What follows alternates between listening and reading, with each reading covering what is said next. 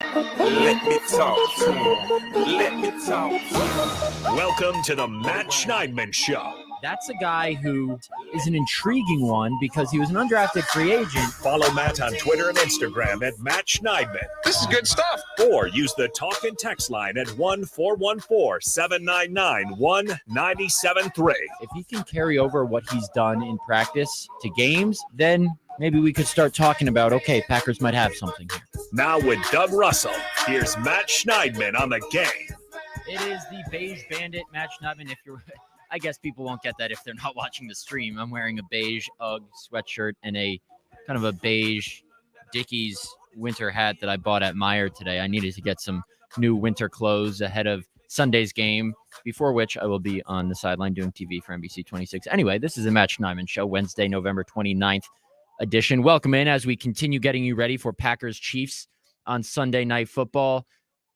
I shouldn't say lengthy, but a nice day of availability over at Lambeau today. Practice viewing, open locker room, Matt LaFleur, coordinators tomorrow.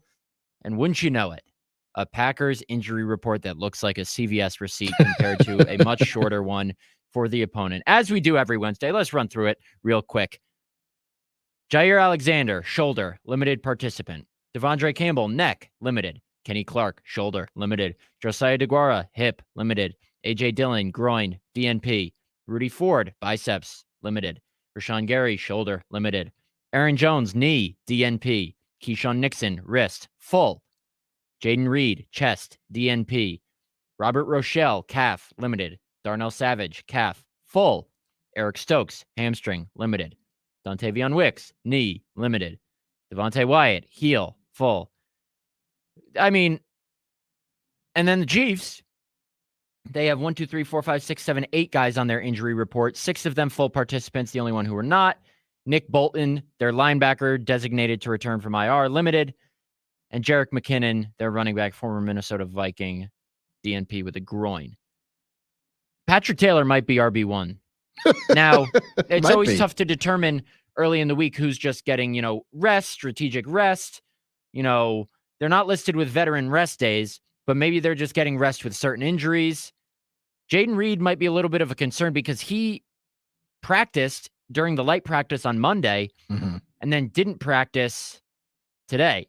Now, he's listed with a chest injury. That was why I don't know if he was questionable for the Lions game, but he was on the injury report before the Lions game with a chest injury.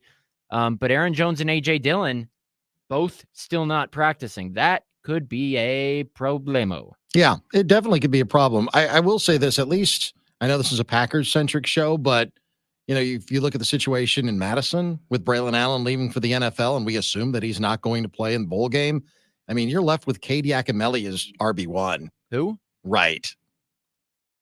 Yeah, and then maybe Jackson Aker, but he's injured, and then another guy that has never taken a college snap in his career.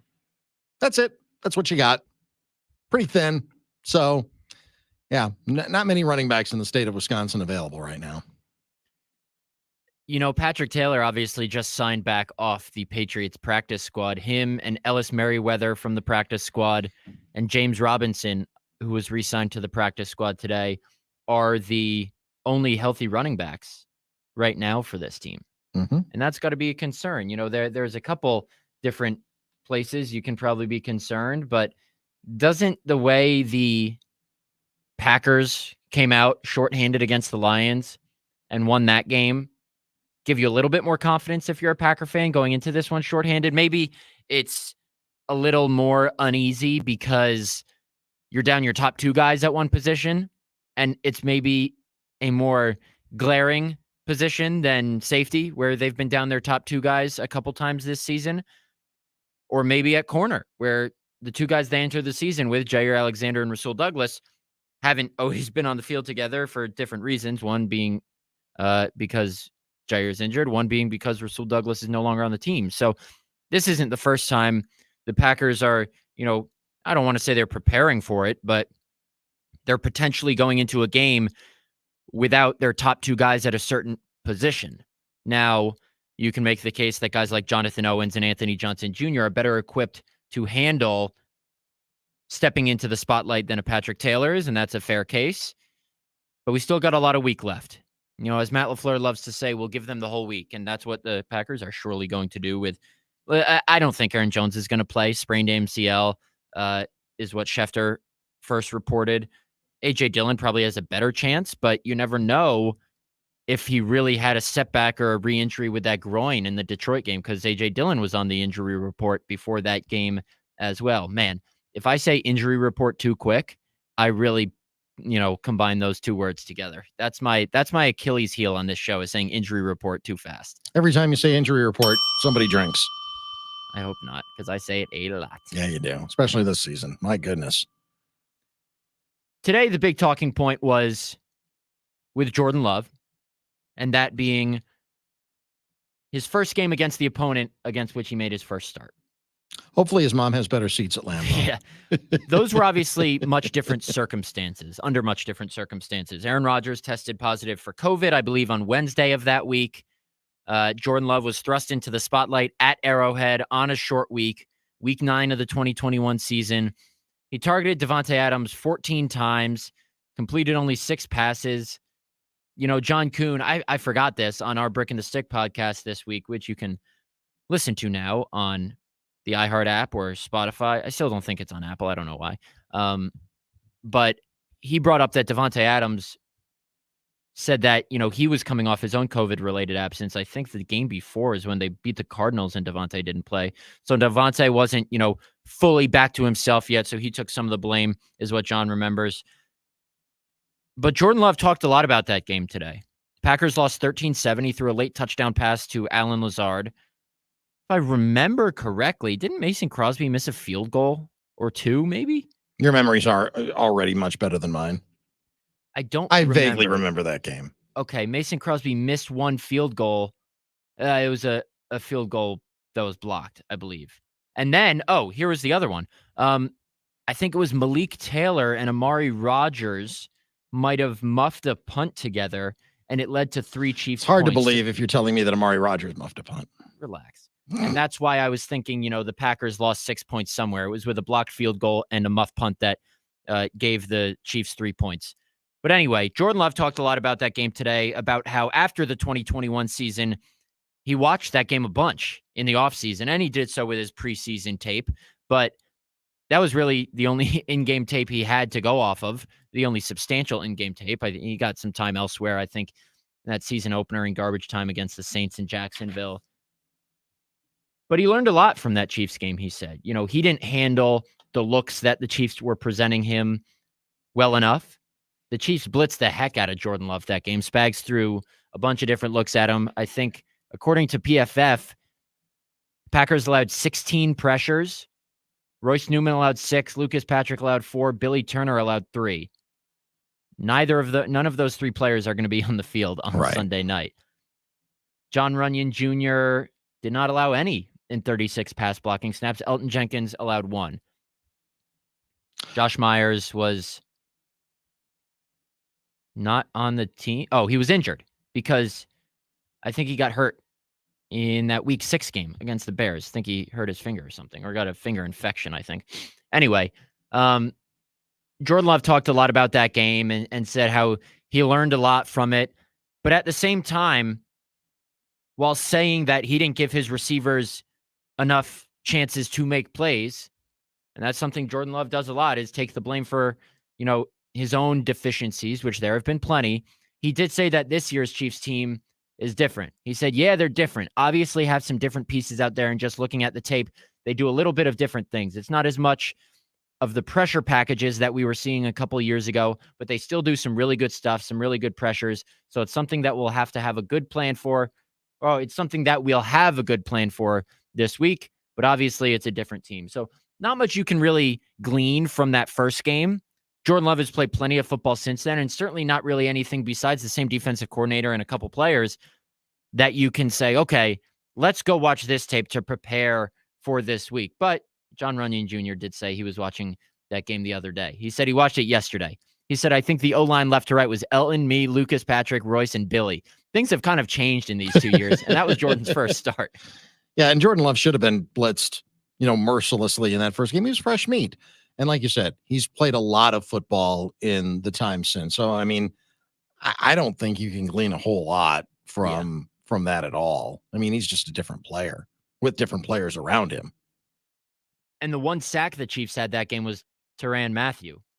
Yeah, and he plays for the Saints now. He plays for the Saints now. They had 7 quarterback hits, 2 tackles for loss, 1 interception by L'Jarius Sneed.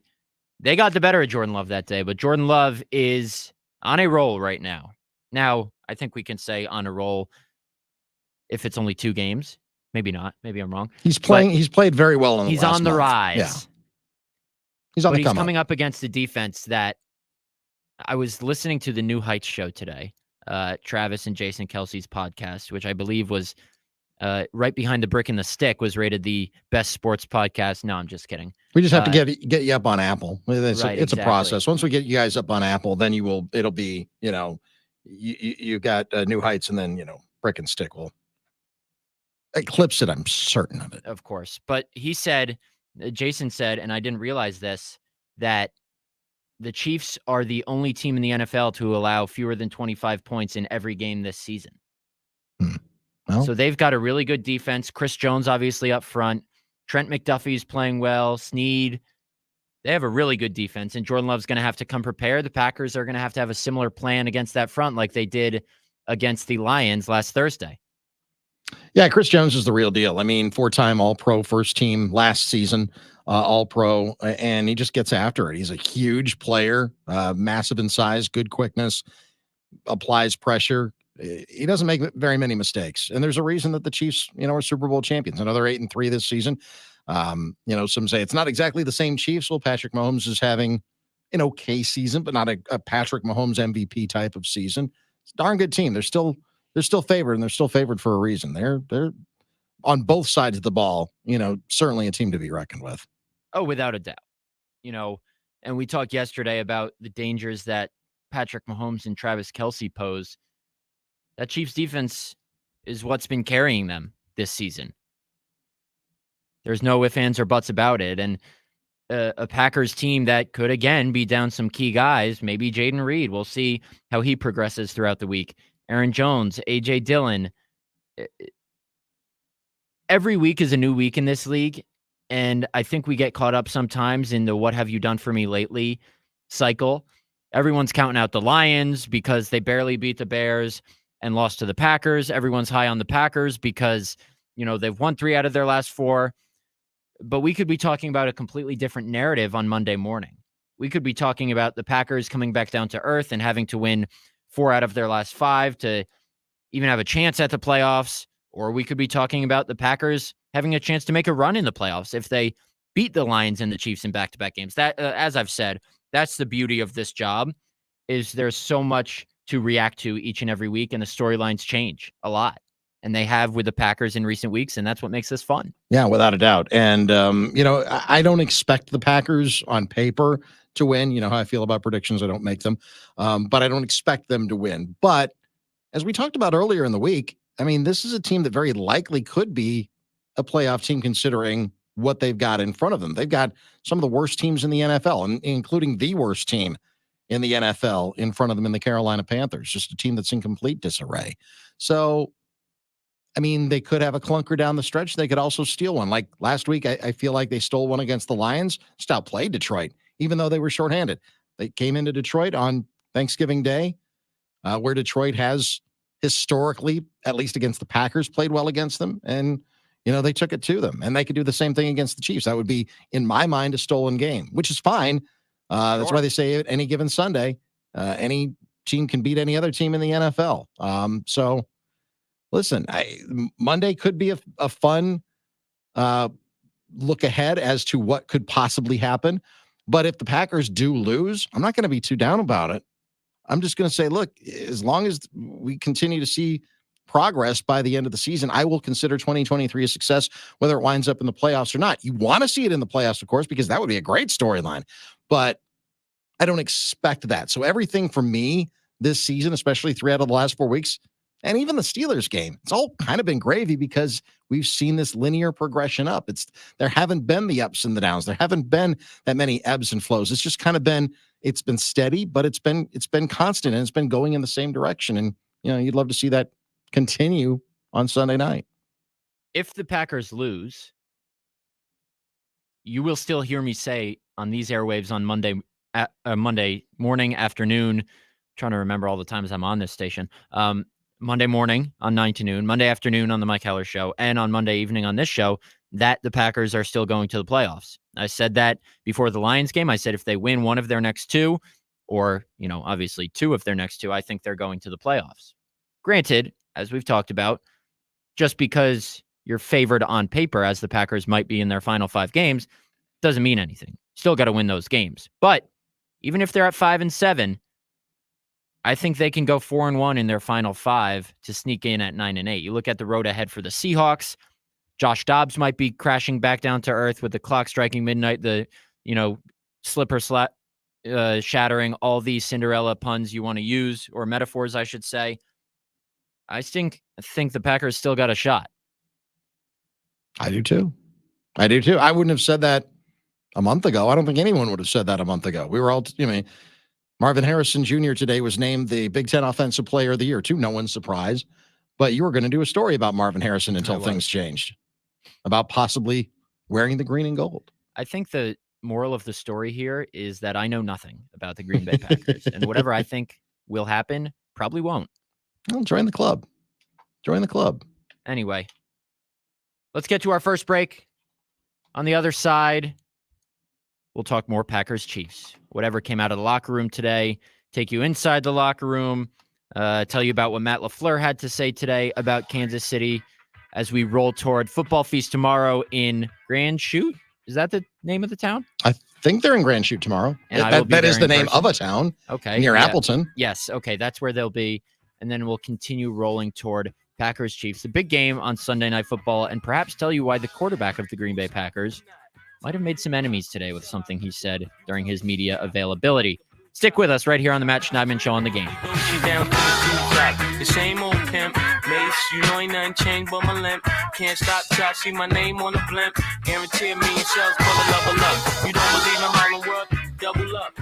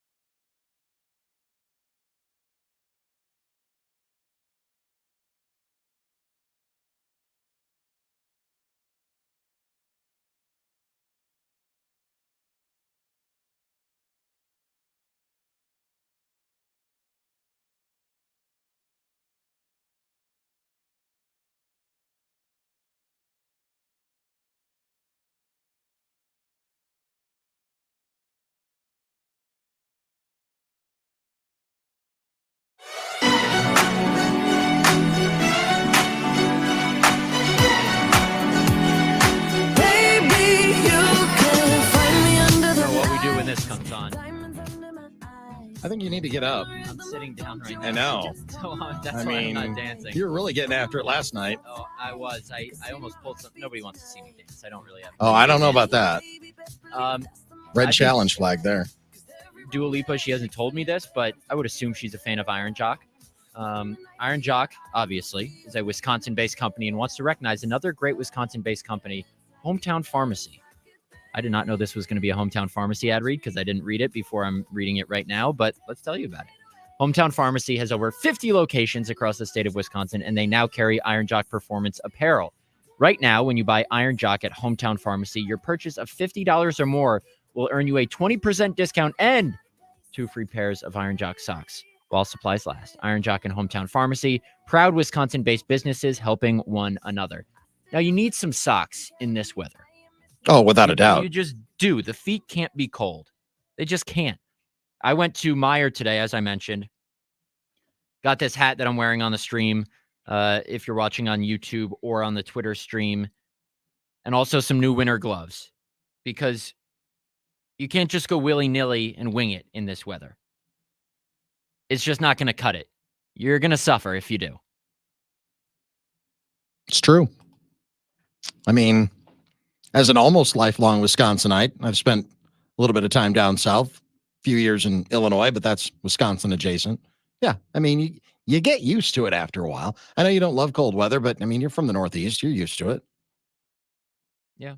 And I spent 4 years going to college in Syracuse. And when it got to like 40 degrees, I would still be walking to class in short sleeves. It's an interesting decision on your I've part. gotten sick maybe like 5 times in my life. So my immune system is rock But you're solid. such a hypochondriac. I am, yes.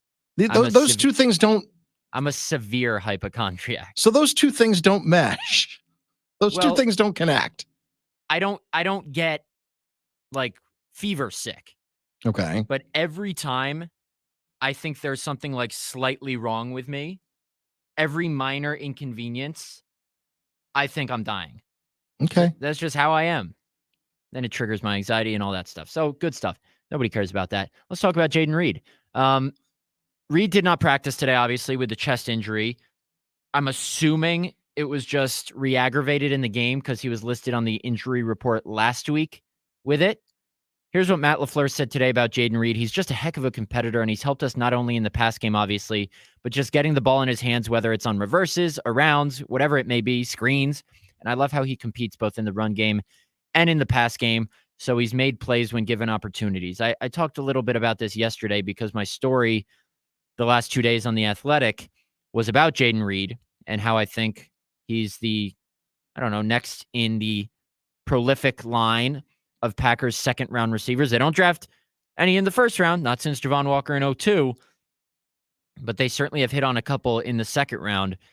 Greg Jennings, Jordy Nelson, Randall Cobb, Devontae Adams, Christian Watson seems like a hit, Jayden Reed. Here are a couple stats for you to chew on about Jayden Reed. Among rookie wide receivers, Reed ranks first in rushes of at least 10 yards with 4, tied for second in plays of at least 20 yards with 10, and third in total touchdowns, 6, and third in yards per catch, 13.8. Granted, he was the 5th receiver taken. It's not like there were 20 guys taken ahead of him. I mentioned yesterday the 4 guys taken at 21 through 24, Jackson Smith and Jigba, Quentin Johnston, Zay Flowers, and Jordan Addison, and then Jonathan Mingo taken at 39 to the Panthers. Malik Heath's quote-unquote number 2 at Ole Miss. Reed was the 5th guy, so it's not like ranking in the top 3 of some of these important categories is a huge deal. But the Packers might have their next Randall Cobb. And could he be better than Randall Cobb? I wasn't here for prime Randall Cobb. What do you think, Doug, in terms of what Reed has shown you early on? I think it's possible. Certainly, Randall Cobb, another second-round draft choice. He, of course, out of Kentucky, as opposed to Jayden Reed out of Michigan State. But I think that what you're seeing from Jayden Reed is this big play opportunity. It's not like Randall Cobb had a big body or anything like that by any stretch of the imagination. Most slot receivers don't. But I think I see a little bit more quickness in Jayden Reed. And yeah, actually, I have that soundbite that you were talking about with Matt LaFleur earlier today. This is how it sounded. He's just a heck of a competitor, and he's helped us not only in the pass game, obviously, but just getting the ball in his hands, whether it's on reverses or rounds, whatever it may be, screens. I love how he competes, both in the run game and in the pass game. Yeah, Randall Cobb was a heck of a player, but I think that there's an opportunity. Obviously, this is just being Jaden Reed's first season. I think he's had a bigger first season impact on the Packers than Randall Cobb did, but maybe that's not a fair comparison because when Randall Cobb got to Green Bay, it was right after the Packers won the Super Bowl in 2011. And, Greg Jennings was still here and Jordy Nelson was still here. And there were other guys that were, obviously carrying the load, and that allowed Randall Cobb to kind of find himself as an NFL wide receiver.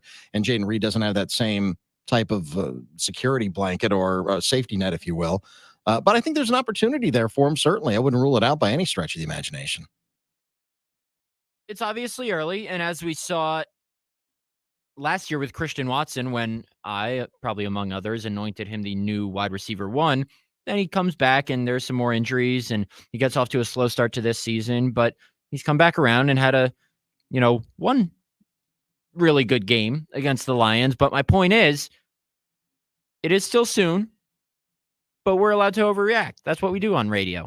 That's why I have my own radio show now with Doug Russell, because it allows me to speak about the Packers in a way that maybe I don't write about them, because I'm not going to write that Jaden Reed is, the next best thing on God's green earth, but we can say he might be. I kind of wrote that too. So, I think the Packers wide receiver room in general has just come along nicely. I mean, this was Brian Gutekunst's plan all along, to have them figure it out on the go together. There's a reason, as we've talked about, that he didn't add a veteran, a Jarvis Landry, a Kenny Golladay. I'm just thinking about the veterans who were available late in free agency and hell still are available.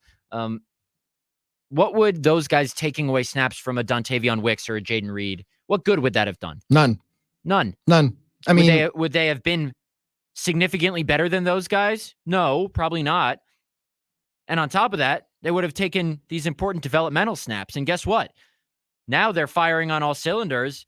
And this looks like a wide receiver group that could be a deep one for years to come, not just in the present, but in the future as well. Well, they tried that last year, obviously, with Sammy Watkins. Did not work. Didn't work. With all due respect. No, I mean, I like Sammy Watkins. I thought he came in with a great attitude. He understood where he was at that place of his career. He understood that, listen, he was at one point a top 5 pick. That was a long time ago. And he's bounced around from team to team to team to team ever since. And he knew that last year playing with Aaron Rodgers was his last best opportunity. And guess what? It was his last best opportunity. And he didn't make the most of it. Whether it was because of injury, whether it was his fault or not, it doesn't matter. It just didn't work out. And what we've seen this year is this wide receivers room, they don't need Sammy Watkins or anybody else that was out there and available. Right. Packers didn't have a whole lot of money to spend in the offseason, obviously, with all the dead cap money that they're on the hook for this year. But you knew that when, you kept kicking the can down the road, so to speak, when you kept putting things on the credit card came due, and it's worked out. It's been fine. And maybe there's something to be said about young players, again, growing together, not necessarily needing that guy, that leader that's been there before, that's been through the wars. Maybe you just figure it out by yourself. Maybe you just figure out, I got to this level for a reason, and I'm going to trust what's gotten me here. And maybe we forge our own path with, help from the coaching staff. It's worked out marvelously this year. It really has. Sure. And listen, I don't know for certain that these meetings were not happening when Aaron Rodgers was here. I'm sure there were some players only things, and not players only in that regard, but players only in the sense that on Tuesdays, every week for the past month, I believe, the Packers skill position players and the quarterbacks have met, watched opponent film, dissected things, gotten on the same page about what they're doing as an offense, how they can attack defenses.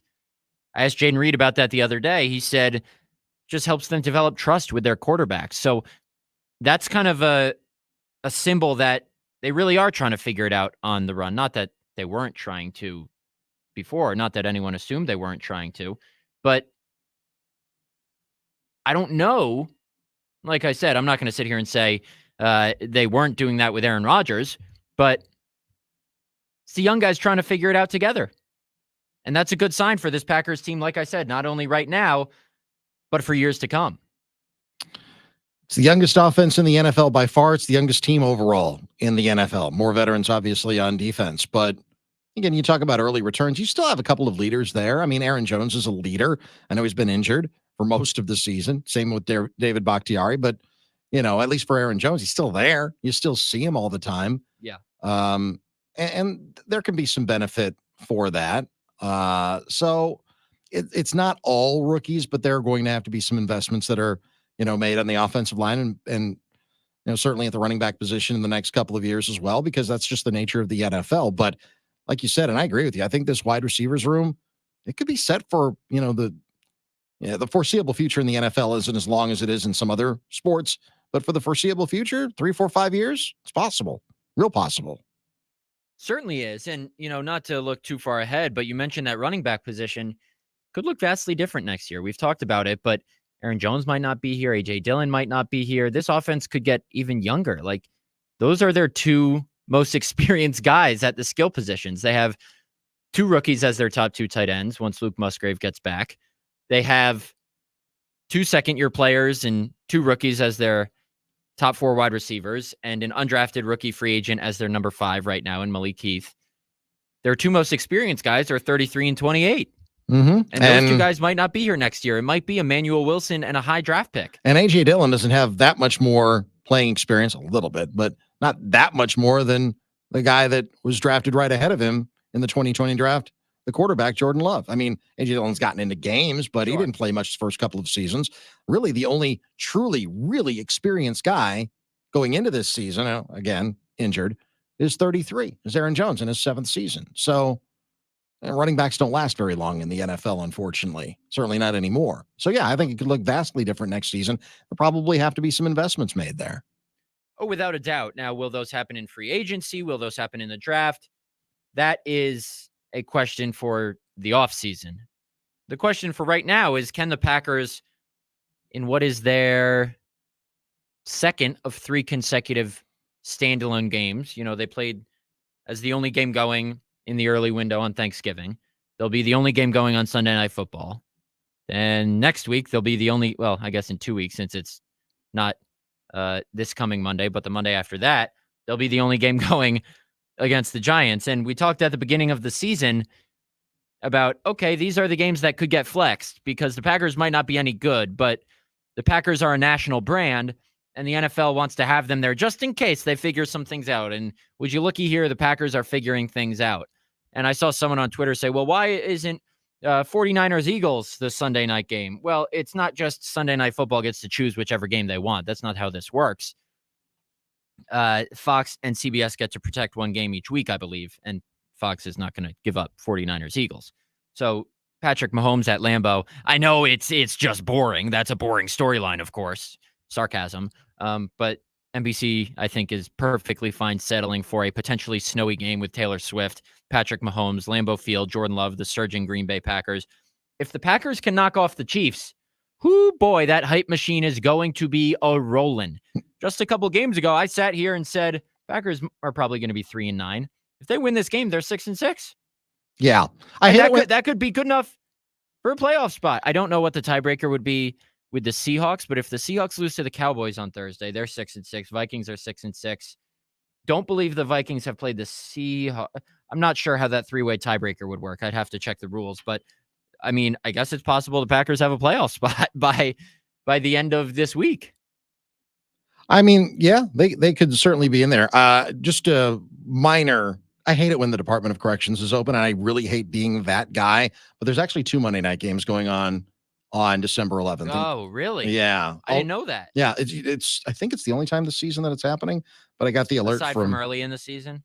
Yeah, absolutely. Yes, exactly. Also, Miami and Tennessee are playing also on December 11th. The only reason that it pinged in my ear was because I got as I do, get the notification from Westwood One that we have to choose as an affiliate which one we're going to run. Which one do you think you're going to run? Well, we're not going to run either one of them because we've got the Packers and the local broadcast, so we can't run either one. Oh. But it was just a blanket email to all Westwood One affiliates throughout the entire country. Just destroyed my elbow. It's probably broken. why don't you all let us know what you think a Packers win would do? Does this mean Super Bowl contention? Does it mean they can make a run in the playoffs? Does it make you feel good about them just getting in the playoffs? Or does it not mean anything because the Packers would still have to win 3 or 4 out of their last 5? PellaWI.com talk and text lines are always open. 414-799-1973. Maybe we'll have some calls and texts. But let's get to a break first. Then after the break, I teased it earlier in the show, J-Love maybe didn't make too many friends with the Swifties today. We'll touch on that after the break, right here on the Matt Schneidman Show on The Game.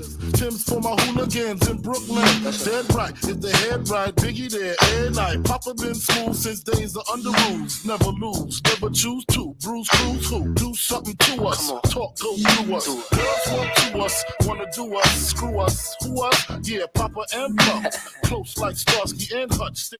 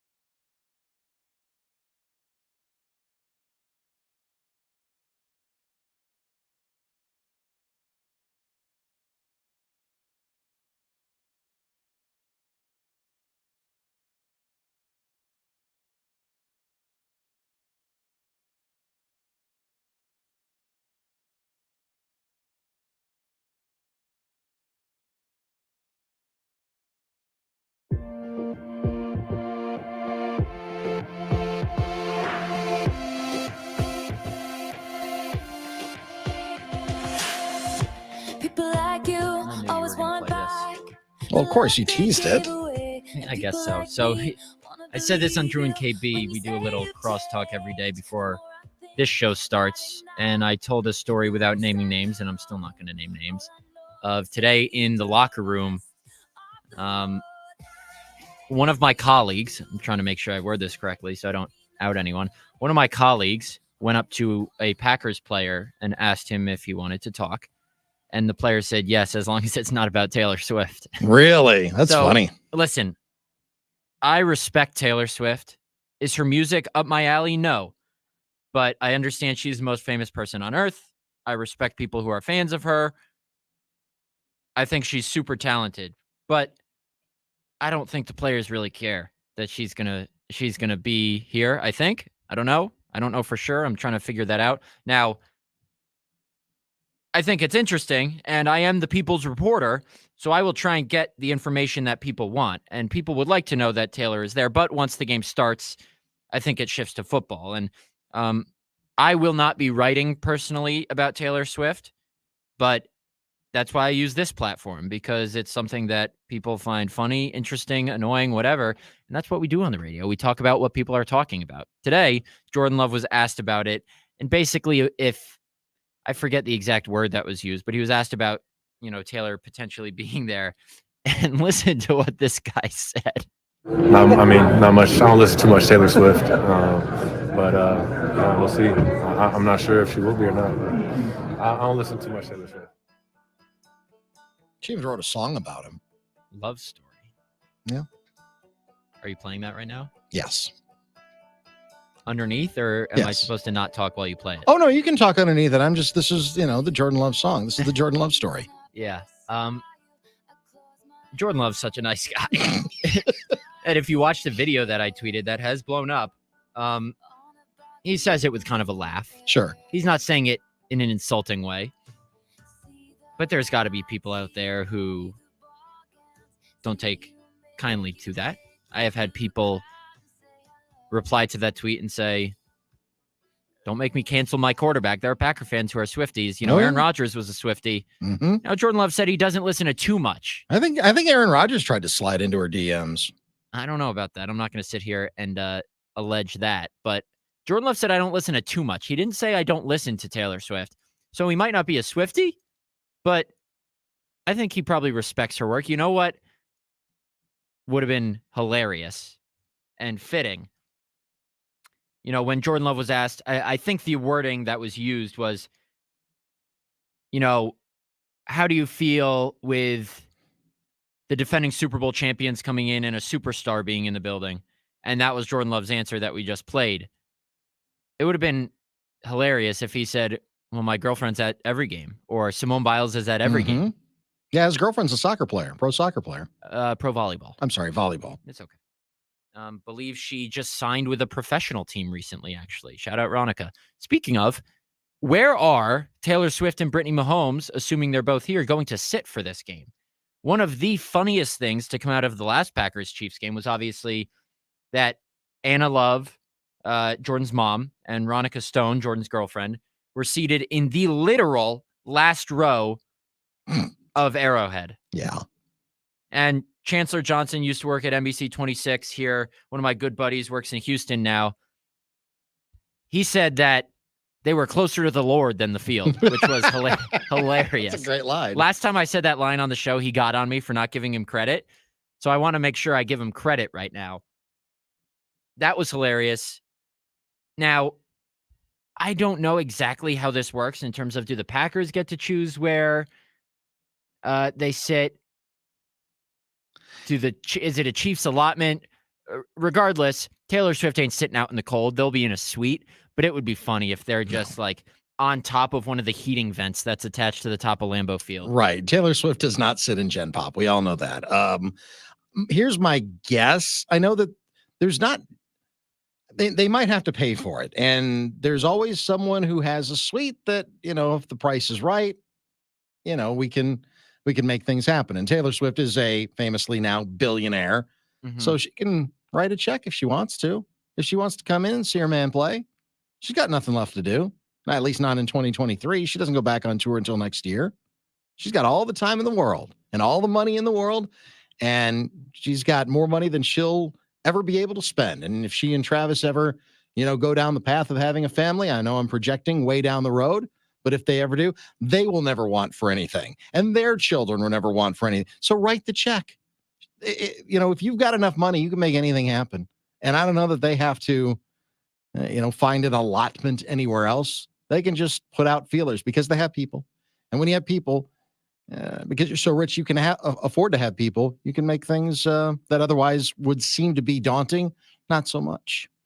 I am not in that position. Nor am I. Which is why I'm still talking to you on the radio. Listen, maybe even if I was a billionaire, I would still have this show. That's how much I love Doug Russell.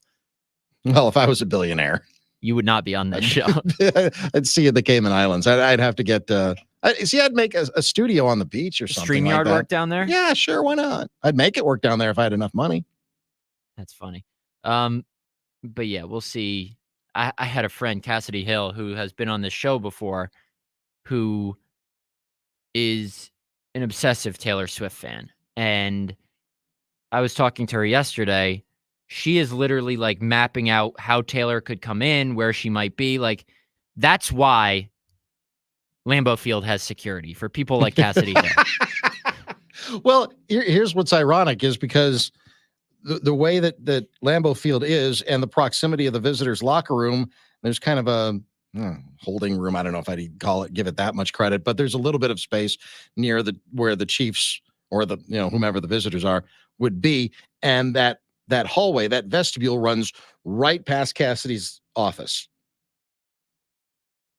So there may need to be a restraining order imposed. Oh, man. Who's she to wouldn't say? like to hear that. Now, I think I know where Taylor would enter the building. I'm not going to reveal it because I don't want to be held liable for a large group of people gathering outside said area to potentially pose a safety risk. Yeah, I know where you're talking about. Yes. It's the only entrance. Yeah, pretty much. Because you can fit a car in there. Yeah. Yeah. And, you know what? You get a blackened out limousine or, a blackened out SUV. Mhm. You never know who's coming through. If there's 5 of them, you figure it's the president or vice president or somebody like that. I mean, but if there's she's 1 more or 2 famous of them, than both. that she is, without question. She's one of the most famous, top 5 famous person on the planet, more famous than Aaron Rodgers. I would say top 1 most famous person on the planet. Possible. Right It's, could be argued. Maybe the Pope. I don't know. Pope's pretty famous, but then again, Taylor Swift is Taylor Swift. She's, again, when you're talking about the top 5 of however many billion people are on the planet, kind of negligible at this point. Who do you think are the top 5 most famous people on planet Earth?